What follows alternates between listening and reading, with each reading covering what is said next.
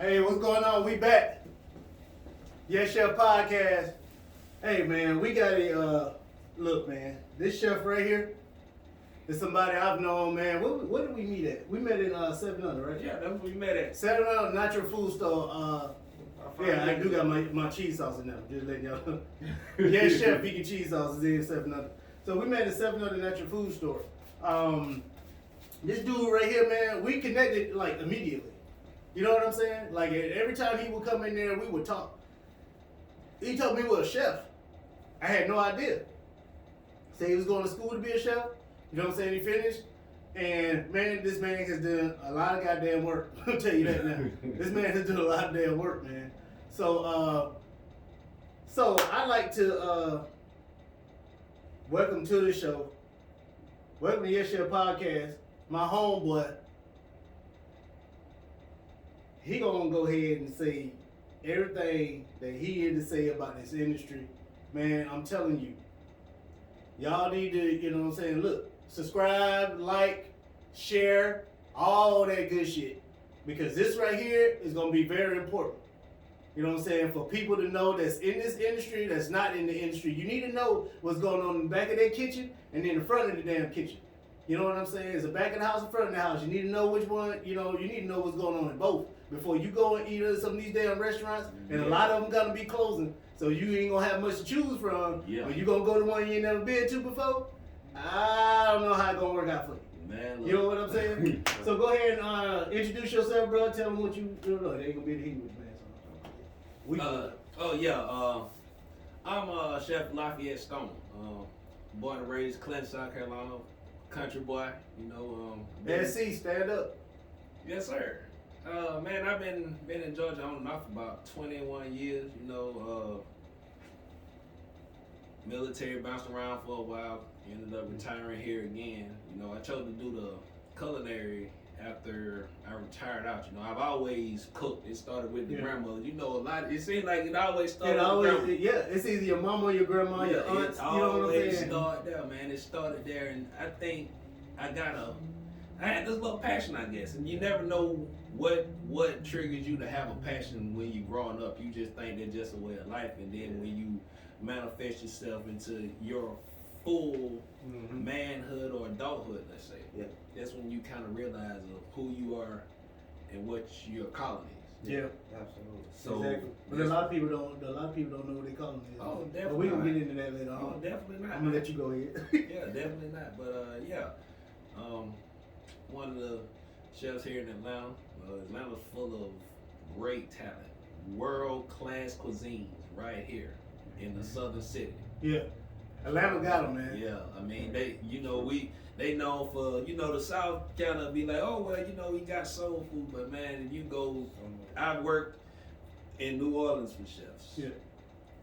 Charlotte, Atlanta, Dallas, Texas, Houston, Texas. The soul food just a chip of the iceberg. We got some world class cuisine out here, man. Yeah. Oh man. I got one question for you. Now, would you say that executive chefs do not know how to do soul food, and a lot of them don't? Have you met one that knows how to do soul food? Oh, of course. I'm talking about the executive chefs, like in them goddamn like them high end 5-star. The high end, the 5-star. Well, I can honestly say I do. My Chef Reggie Moss. He was one of the great chefs back in the 80s. Shout out to Chef Reggie Moss. Yeah, he been cooking. You'll be on the show in a minute, man. Shout out to him. 41 years. Oh. Yeah, he been cooking 41 years. Chef Bernard Camouche, I worked with him down in Orlando. He's originally from New Orleans. Yeah. Emeril Lagasse actually paid for this man to go train over in France. Oh, wow. So, you know, when I was down there, man, we was doing the duck gumbo. We did the collard greens, the real collard greens, you know, cause me as a chef, I learned by the prepping. Yeah. Exactly. That's why you think of it. Everybody. That's where that shit starts. Yeah, it starts. Everybody thinks, oh well, the plate is the final presentation, but it takes a lot. It's that man. I'm also happy you said something about that, man, because I think that, man, you talk about that process. You know what I'm saying? Let the people know about the prep work, because that process is so, after a while, it's become tedious. Yeah, but everybody, oh well, I'm prep cook, but that's the ground zero. That's where you learn. That's where you find your craft. That's where you most creative. Yeah. You're not creative on the line. Mm-hmm. It's already created. The only thing you gotta do is cook and plate up. The prep cook. When you there at 7 o'clock in the morning and the restaurant open up at 5. Mm-hmm. Now, would you say who's the most important person in that kitchen? In an industrial kitchen, who's the most important person? We've said this before, and maybe we have different views on this. Yeah, I want to talk about that. Yeah, let's talk about the most important to me in the industry like that, I say it has to be the prep cook. The reason why I say the prep cook, because if don't nothing get prepped, nothing moves. But we still have our dish people that's overlooked. Now that's what we said. We said the dishwasher is the most important person in the kitchen, because if that shit ain't clean right, and we ain't got shit to cook with, they the ones that do it. Yeah, but they're in some of the industrial kitchens, you got the dishwashers do their damn tip skillets. Mm-hmm. They do the damn the steamers and the boilers and shit. They clean all that shit for us. Mm-hmm. You know what I'm saying? And they don't clean for us our knives. It's a sanitary thing, but a lot of people don't even realize some of the great chefs that I work with started off washing dishes. So they play a key factor, and especially the prep cook. Oh God, yeah. A lot of them started washing dishes first. Honestly, that's when I started. About 2-3. That was my first job. Yeah, I mean, I was a prep cook at Alabama Steakhouse. That was my first job. I only did it on the weekend, and then once that switch clicked in, I was like, shit, I'm finna do this. Yeah, man. Yeah, that's it. You know, because I was like, yo, I can do this by myself. Mm-hmm. Exactly. You know what I'm saying? It's the art of creativity, man. It's like, man, this is phenomenal. Yeah, man, because it says a lot when you can take something so simple and create something beautiful. Exactly. Yeah, that's true, man. That's true. And see, me, I guess I get a lot from some of my friends and family, like, you a chef? And I be like, nah, I'm a chef. I try to stay humble, but they were like, you put this together. But I'm like, I take something simple, but I guess when there's a passion, it's simple for me. Exactly. When they say, oh, your macaroni and cheese, well, shit, that ain't took nothing, you know? Yeah, that ain't shit for me. Yeah, exactly. Oh, well, what about your ribs and your chicken and your briskets? Hell, that's a 12-pack. You know, I can drink me a couple and not just throw the smoke on it. You know what I'm saying? That ain't shit. That's nothing. For real. You know, I mean, hell, I actually cook better when I'm drinking. A lot of uncles do, a lot of daddies do. Yeah. You know what I'm saying? But you know, that's how it is. But I definitely agree that those dishwashers are very important, but they're overlooked. Yeah.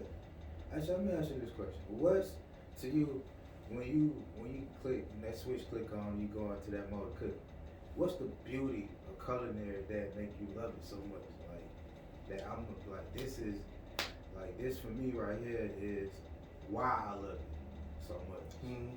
Oh man, I think this might be universal, but I think every chef gets pleasure out of the other people. Yeah, see. You know, if you go somewhere, what's the first thing you gonna ask me? Is it good? Yeah. You wanna know how did that taste? And you know what?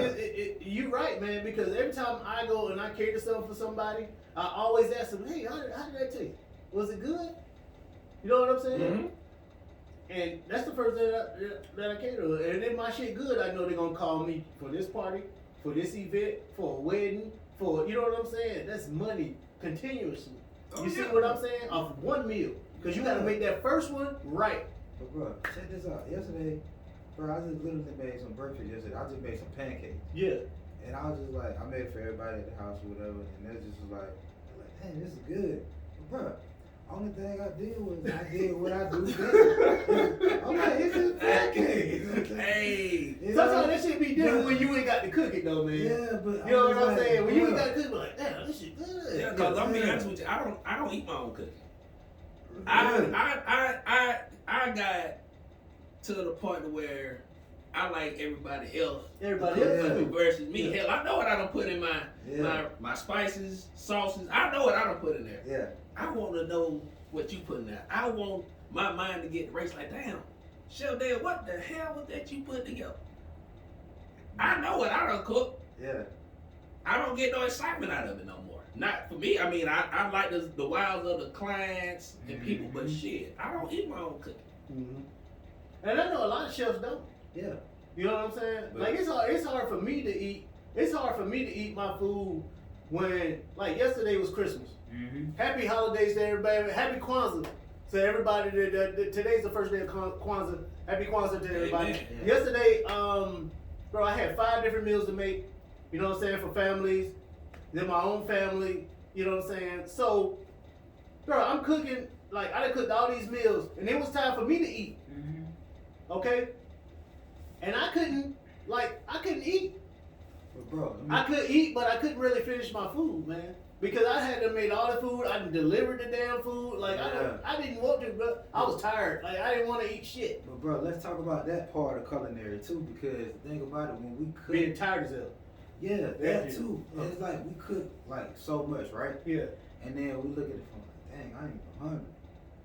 Right. and it ain't even fact. Yeah. And sometimes we might just be like nibble just here and there. Mm-hmm.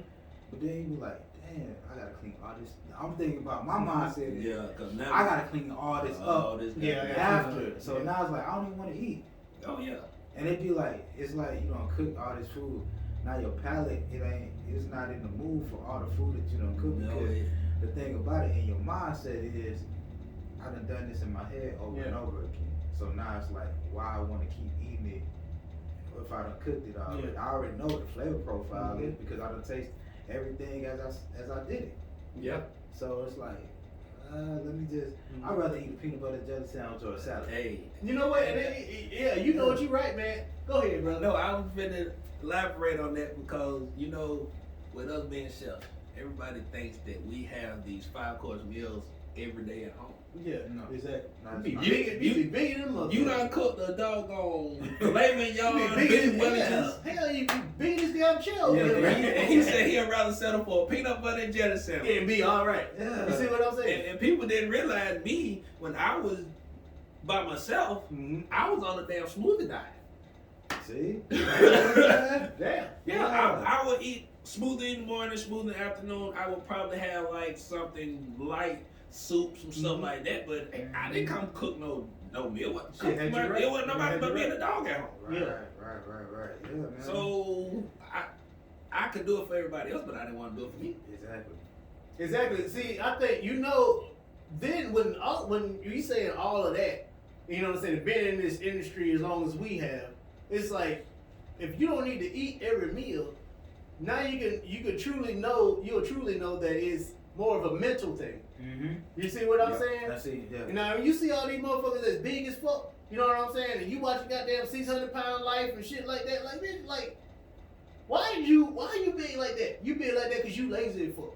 You know what I'm saying? You lazy as fuck and you got somebody cooking for you. But I guarantee you, if you was in there cooking every day, or if you was in this industry like that, you wouldn't be that big. Because mentally, you're not gonna want to see no food. You're not even gonna want to cook. Exactly. You know what I'm saying? You're not gonna eat your shit. Exactly. No, you don't, man. It's Exactly. like you eating at the same restaurant every day because you know what you cooking. You know your flavor profile. You get tired of the shit. You be like, oh. Exactly, because that's the part that, you know, I think in culinary where it has become stagnant at, because you start looking at it, then you got the other critics, they want to come in, taste one bite of your food, and I'm like, man, you don't even finish the whole meal yet. Yeah. You see what I'm Yeah, I saying? have a problem with that too. Oh, yeah, I man. like this shit. Those damn competitions were so crazy. I was a member of the ACF, and just to sit there and watch these people, I seen guys drive way from North Carolina, come down here, prep a meal. They take one bite out of it, a little too salty. This guy got to go back home now. Yo, really? You know, it was. Well, you see, that's that bullshit. But see, guess what? Not knowing that, but see, the thing about it is, what I'm watching these competitions, right? And I'm sitting here looking at it, all I see is 2 seasons, salt, pepper. But the thing about it is, why nobody explaining to the other chefs that when using too much salt or using salt, it's drying your meat out. Oh, yeah. So you're not getting the full flavor profile or the full potential out of your meat or out of your vegetables, because salt, it dries everything out completely. Yeah, it absorbs. But you know, you got so many different creeks, and every chef got their own way of doing stuff. But Yeah. you're right.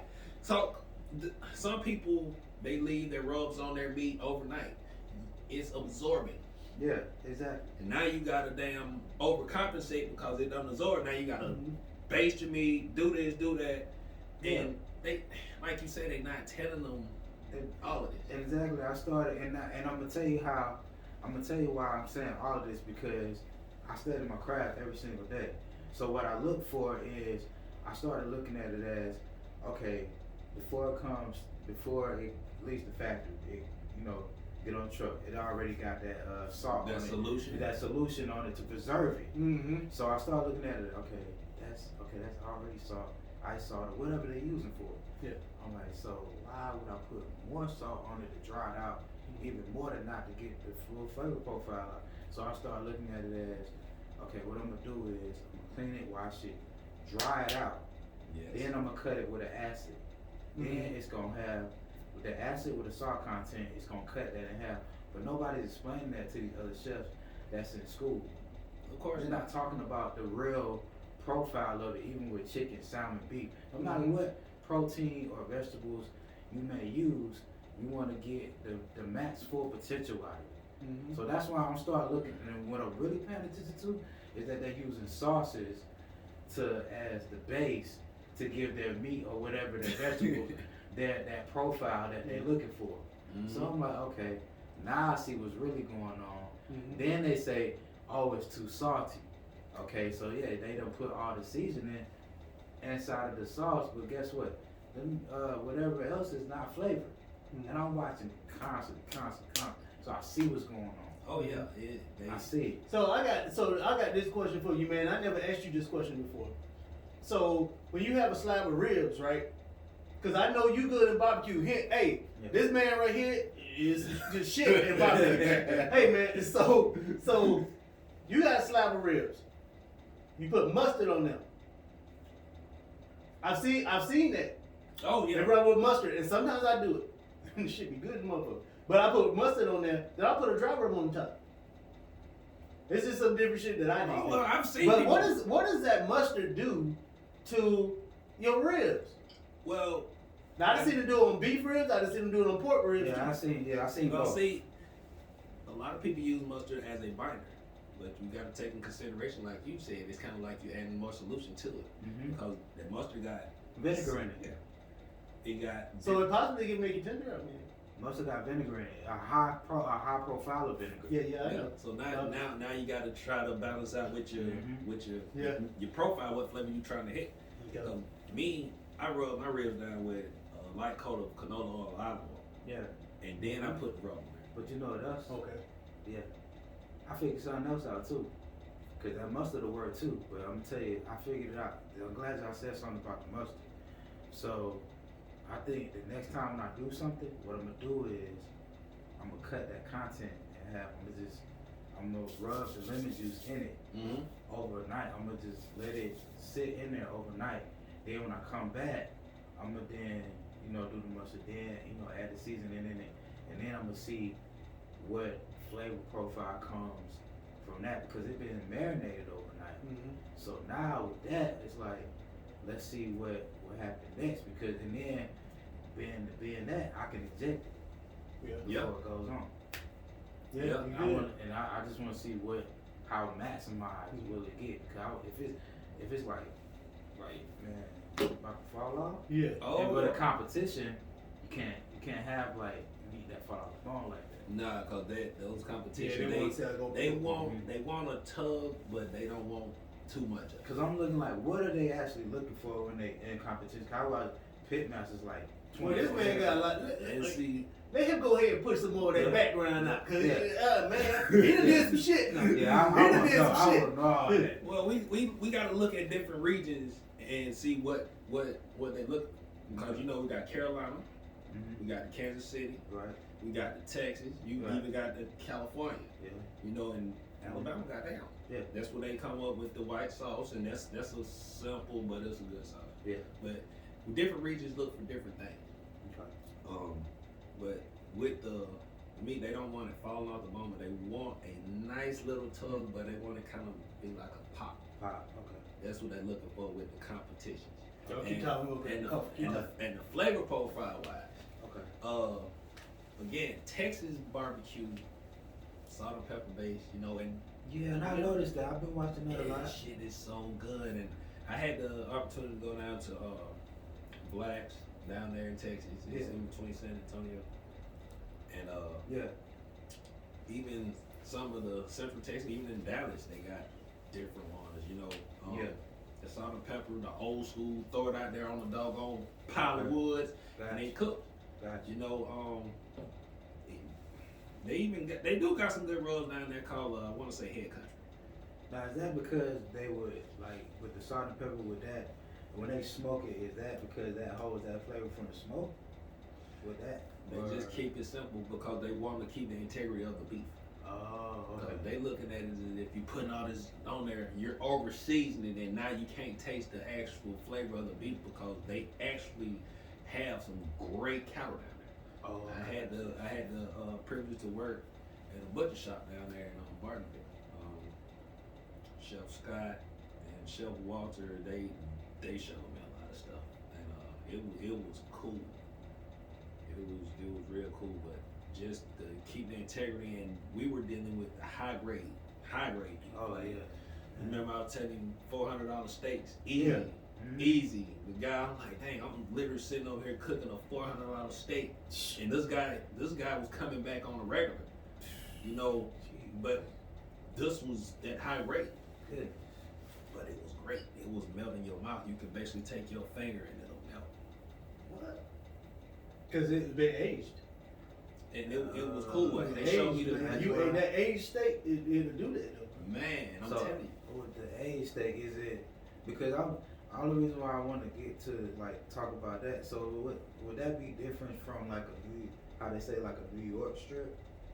What would be the Well, difference? the aging process, you got a cold age, dry age. You got just so many different ways to do it. Okay. So, and then again, you playing a part into the cooking process. Okay. Some Right. people like over wood fires, some don't, you know, but either way it goes, however you treat the meat, it comes out with different textures, different profiles, because the dry age has a great tenderization, but you notice when you sear it, it's kind of like a sear. Yeah. You know, when you sear it, it stays in there. Mm-hmm. So when it's dry age on the outside, they give it a good slice, cook it up real good, and now you got a whole nother tenderization going on. Okay. That you don't get with your wet age and stuff like that. Gotcha. Okay. So I even went to the point where they was teaching me the curing process, the different stuff. We making beef jerky, salmon, damn, stuff like that. And see, I make a nice little beef jerky over pecan wood. Oh man, Yeah. I gotta try that one day. So, I got I you. gotta try. I That gotta money try. right there. Oh yeah. Yeah. You ain't think about making it and shit. I You do ain't make think a about making that, throw it in the stove for real. look. Yeah. Man, my cousin, I had to ship her some. When she see this, she gonna want me to ship her some. Boy, Yeah, no. I mean, make that, man. Hey, make that, just sell it online, man. Shoot, hey, why not? Yeah. You know what I'm saying? That's money, bro. And see, it's Yeah. no preservatives with mine. You know, See? so Okay. that's my thing. Yeah. Because everything You I know try what to I'm cook, saying? I try to do it on the healthy side of things. Mm-hmm. You know, because this is one thing that we do lack on, or is with our dietary. We don't take care of ourselves like we Yeah. should, but Right. we wasn't taught. Right. Certain. No, you talking to eat whatever the fuck is in there. Exactly. Yeah. So Well, you gonna eat that shit, Oh, you ain't you gonna ain't be hungry. Exactly. So that what projected me to make my own rubs. Cause I don't have all this anti-cake in, all this other Yeah. stuff in there. Okay. The barbecue sauces, I make a nice peach moonshine barbecue sauce. And it complements the ribs so good. Oh, You know, Damn, you ain't not talking about that shit. Where you at? man, I got you. I got you. I need some of that, bro. Peach Fuck. moonshine barbecue. Yeah, I mean it's That money right there. That's I'm saying, man. All these, you got two products right there just be sitting on the shelf. Yeah. That's money right there. Yeah. You know what I'm saying? That's Right. money. You don't want to do it, give it to me. I got you. Look, bro, Yeah, it good, man. This boy. ain't, man, my I'm mind be gonna ready be a so beat, much man. with my Play. craft, man. I think I forget more than I done created. You know what I'm But saying? you know, shit, I'm glad you said something about that. Listen, like, that's just shit. Like, we gotta talk about that right now. Like, our thoughts race so much as being chefs. Like we think about it like boom, boom, boom. I got it. Boom. Now we got a freaking $1 million idea. We do, man. And you know what I'm saying? You need to taste his sauce too, man. And I don't think you had my cheese sauce yet.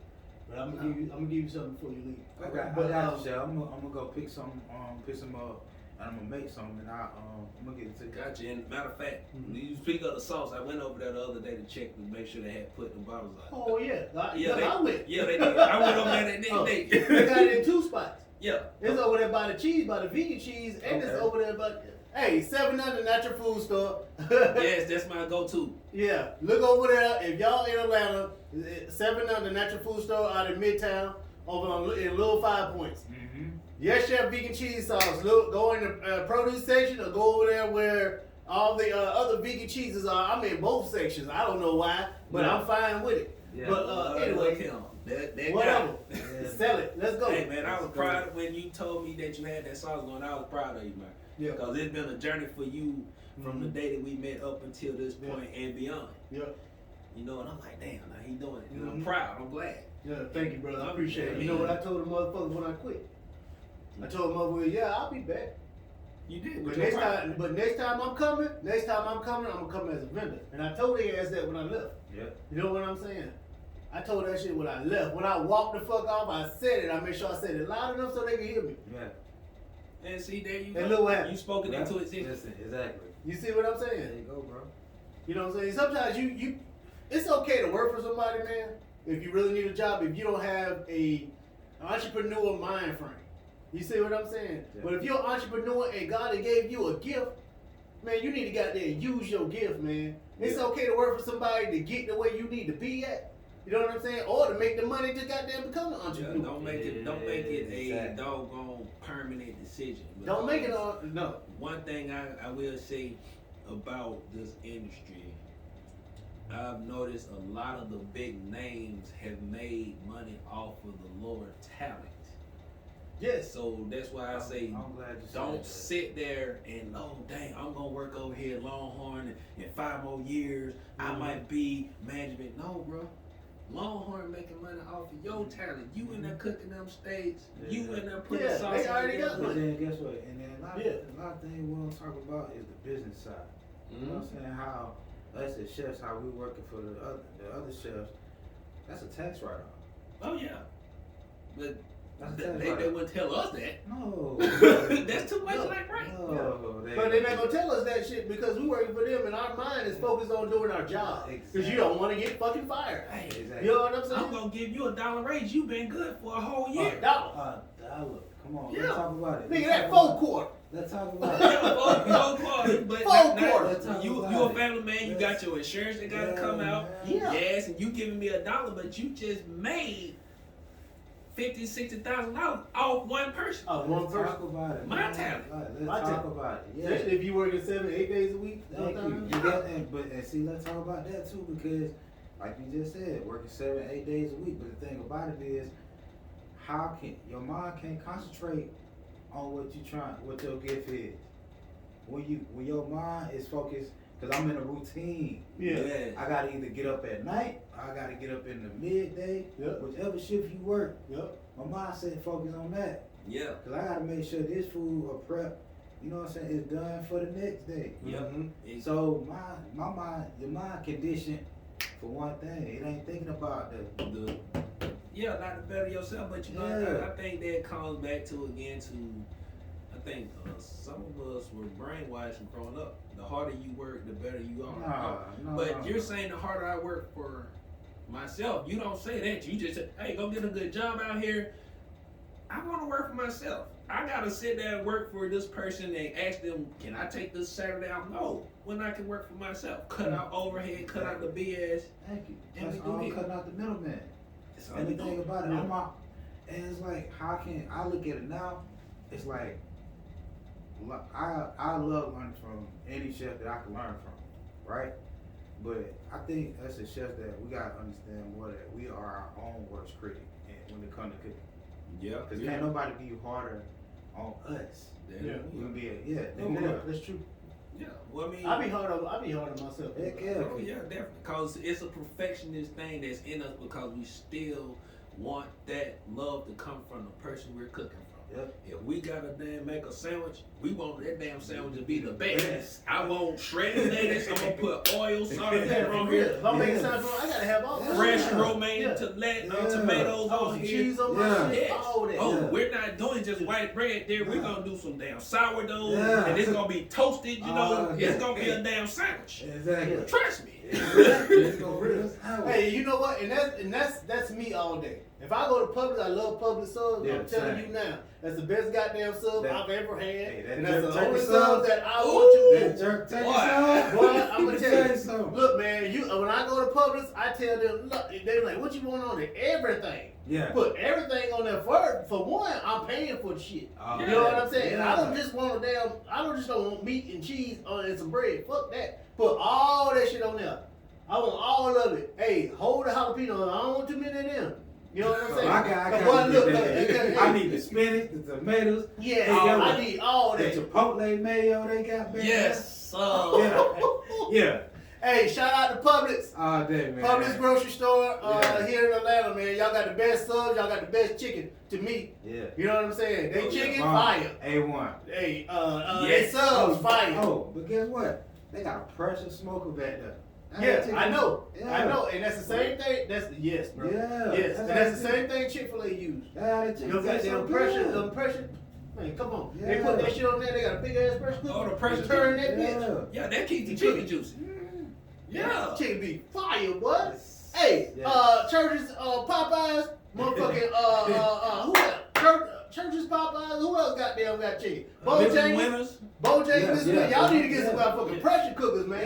Yeah. Y'all get them pressure cookers, change them fries up. Hey, I man. guarantee you, your line gonna be long. Oh, You know yeah. what? Shout out Miss Ann's that's in Louisiana too. They ain't like all the way around, but they got some bomb chicken too. Oh yeah. Miss Ann's? Yeah. Yeah, they ain't shit in New Orleans. Yeah. Yeah, man, yeah, man. I ain't been there yet. Yeah. So Speaking man. of that, man, I'm I going. wanna go back to New Orleans, man. Cause woo. And we Where that you wanna chicken. go? And we that We chicken. need to go with you. Yeah. Oh, y'all more than welcome to go. Cause we go podcast ready. Hey, 'Cause I'm look, gonna look, y'all, you know how much I travel. Yeah, I do. Hey, I'm down in Miami on South Beach. Oh, see, that's another place. We was just talking about that. Man. Yeah. Yeah. I was down there last year, and the year before last. You know, y'all saw the Instagram thing. Yeah, I did. It's down there, and even matter of fact, I was actually supposed to went to Singapore this past March, but the pandemic kind of Yeah. threw that off. You know, Mhm. I got an invite from the chef in Texas. They got a team going over there to Singapore. So once again, man, I'm a traveling chef. I love to, I love to pick brains. Yeah, we need to go with you because Yeah. the thing about it, man, we like home base, but just to have that experience with other chefs, Mm-hmm. it's like because the chef that I studied under at the Intercontinental